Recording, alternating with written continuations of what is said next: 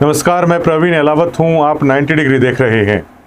कांग्रेस अभी तक अपना नेता प्रतिपक्ष का चेहरा तय नहीं कर पाई है। अब इसको लेकर मुख्यमंत्री हैं वो भी कांग्रेस के मजे ले रहे हैं।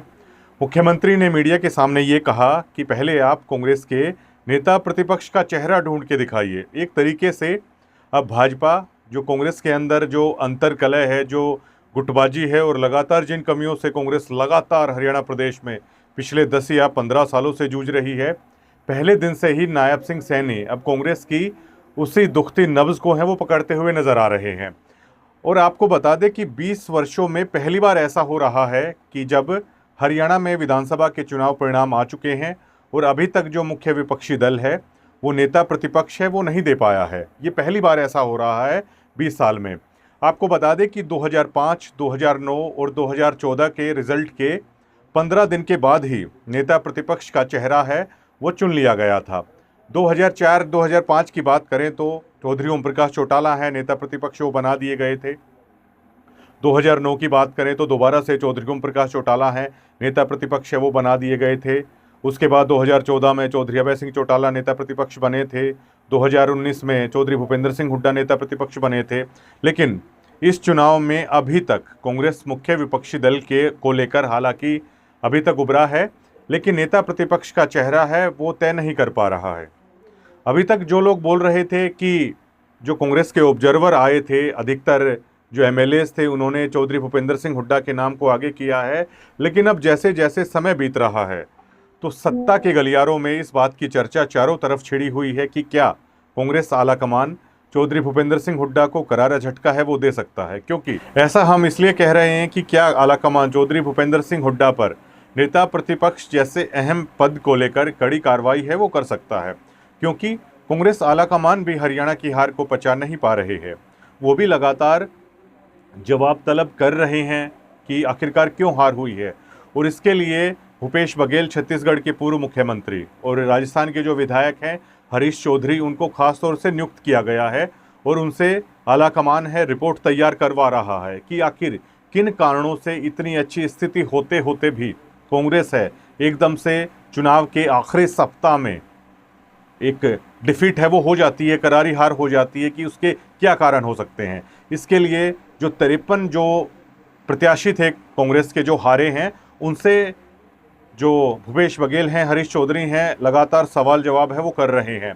उसमें 4 सवाल हैं उन प्रत्याशियों से किए जा रहे हैं। सबसे पहले तो 4 सवाल जो उनसे पूछे जा रहे हैं उसमें सबसे पहला है कि आप चुनाव में हारे, इसकी वजह क्या है और किन किन मुख्य नेताओं ने आपकी विधानसभा में दौरे किए हैं, कौन कौन से स्टार प्रचारक हैं वो आपकी विधानसभाओं में आए थे और ईवीएम का क्या रोल रहा है। लेकिन जो रिपोर्ट निकलकर सामने आ रही है, जो इन लोगों ने हैं हरीश चौधरी, भूपेश बघेल को ये बताया है, ईवीएम से ज़्यादा उन्होंने जो प्रदेश में लगातार गुटबाजी हो रही है उससे मुख्य कारण बताया है।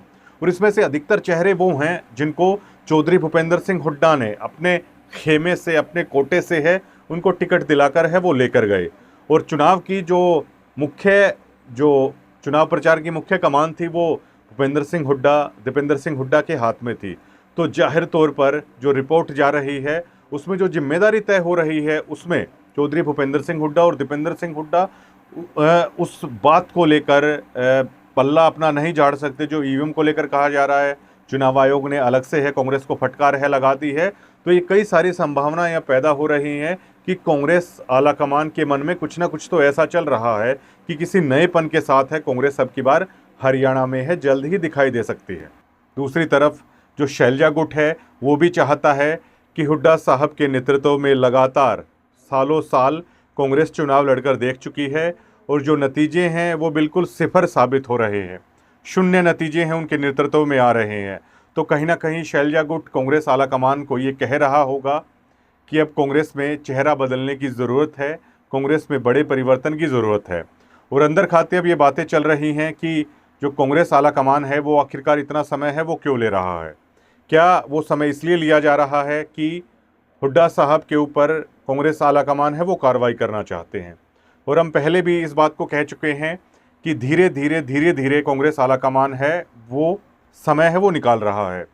और इसी बीच आपने वो तस्वीरें भी देखी होंगी कि जब बजरंग पूनिया, विनेश फोगाट कुमारी शैलजा उस दिन उस प्रोग्राम को अटेंड करती हैं दिल्ली में, जब किसान कांग्रेस के कार्यकारी अध्यक्ष का पदभार है बजरंग पूनिया संभालते हैं।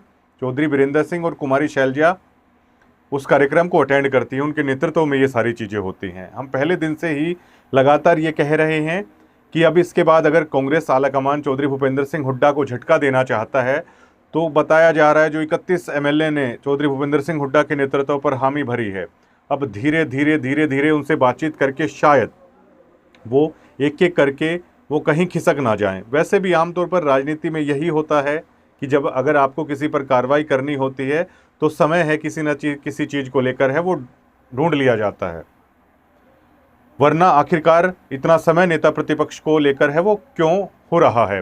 हरियाणा विधानसभा का शीतकालीन सत्र है वो नवंबर में शुरू होने वाला है।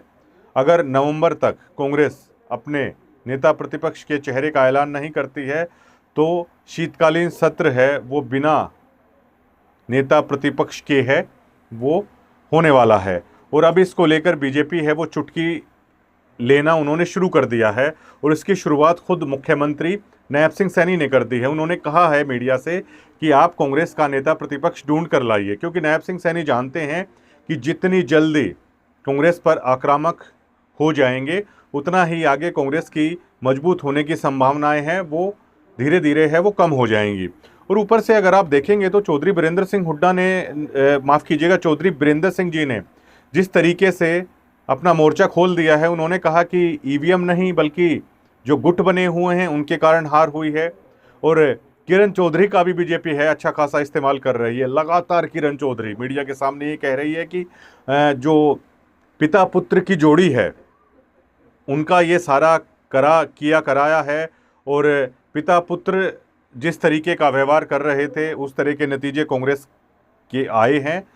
चाहे शैलजा गुट हो, चाहे चौधरी बीरेंद्र सिंह हो, चाहे मुख्यमंत्री नायब सिंह सैनी हो, चाहे किरण चौधरी हो, लगातार चौधरी भूपेंद्र सिंह हुड्डा की राजनीति पर सवालिया निशान हैं वो उठ रहे हैं।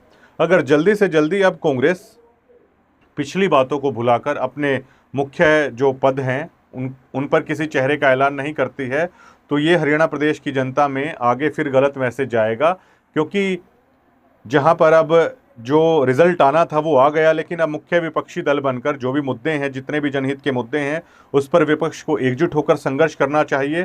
तो जितना जल्दी अगर कांग्रेस अपने चेहरे का ऐलान करती है उतना बेहतर होगा, वरना इसके जो नतीजे हैं वो कांग्रेस के अगेंस्ट हैं, वो जो आम जनता है कांग्रेस को लेकर हैं वो जा रहे हैं। शुक्रिया।